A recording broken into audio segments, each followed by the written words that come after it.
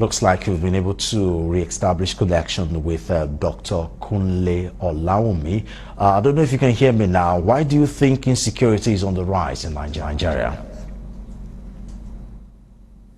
Good evening and thank you very much. The reason why insecurity is high in Nigeria is because Nigeria does not have the political will to actually stop the state of insecurity in Nigeria since about 12 years ago. If the political class are willing and able, I don't think we'll be at this level the level of insecurity in Nigeria has gone so high because it has gone beyond the issue of military solution, and I think it's now a political solution we should be looking for. As it were, we've gone to the point where major ethnic tribes, Otutuwa, the Southeast, are actually aspiring to secede from the country. They are now clamoring to actually go their own way. I don't think we need to have gotten to this point. If you look at the indices, the Human Development Indices, the Nigerian has dropped to 166th position in the world. If you look at the Democracy Index, today Nigeria is one of the most corrupt countries in the world. If you look at the Democracy Index itself, and the Corruption Perception Index, they are nowhere to be found. So when you have a country where the political class have not shown responsibility, do not have the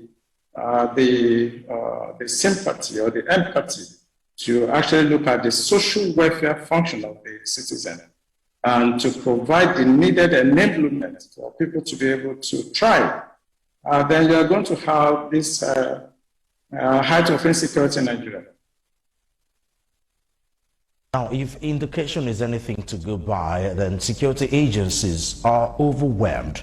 Do you agree with this? Yeah, it's expected when you have saboteurs within the government itself.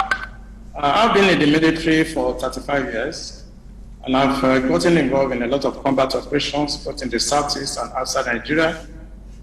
You can only do well if you have the right enablement to work. Our military men are trying their best.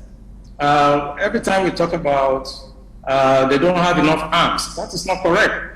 The right diagnosis we should have is the fact that as much as the military men are trying, the Army, the Air Force, we are having porous borders. So even if you kill 200 Boko Haram today, 5,000 Boko Harams will also infiltrate the country.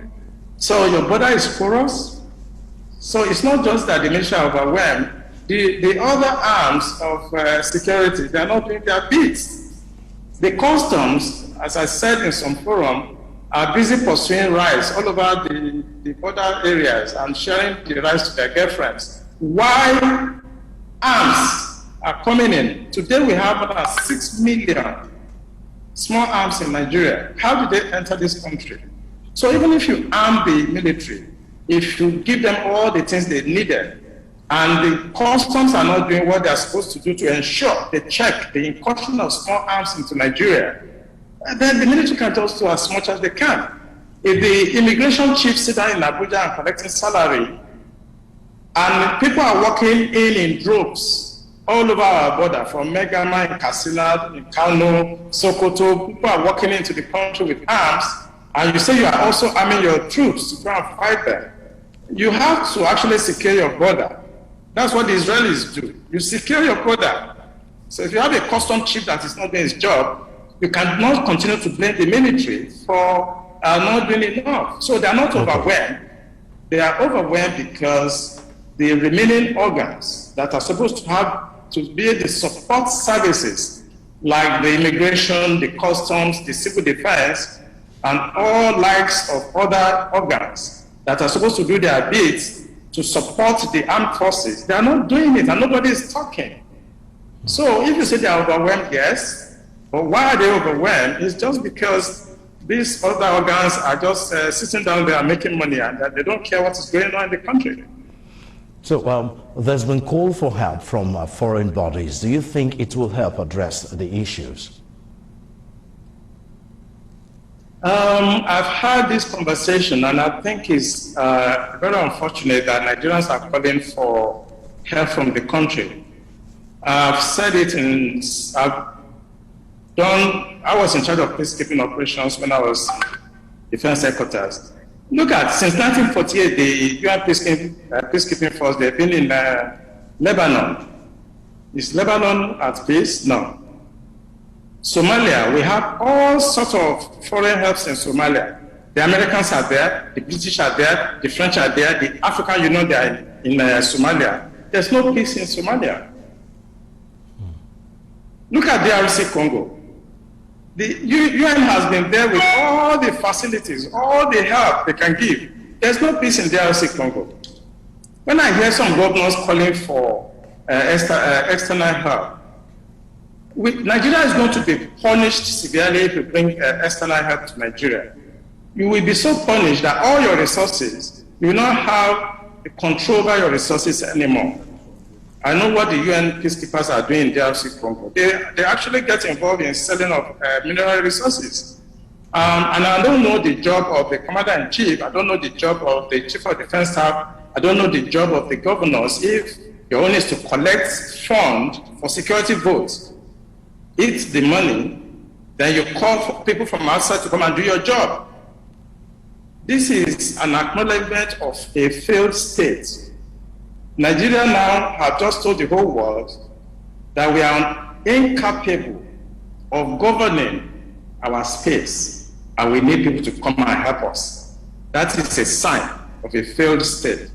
You have institutions that are not working, you have corrupt politicians everywhere, and you have the audacity to call people from outside to come and do your job.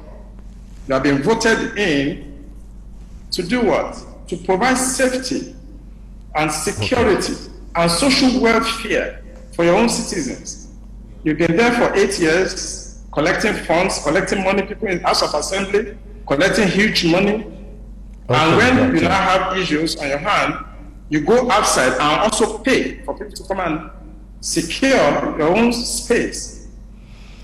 Please, I want to advise that Nigeria should not do that. Oh, thank you so much for your time. Thank you for your insight, Dr. Kunle Olawunmi. Thank you so much for your time, sir. I thank you for having me. Okay. Dr. Kunle Olawunmi, Head of Criminology and Security Studies, Chrisland University, Abeokuta.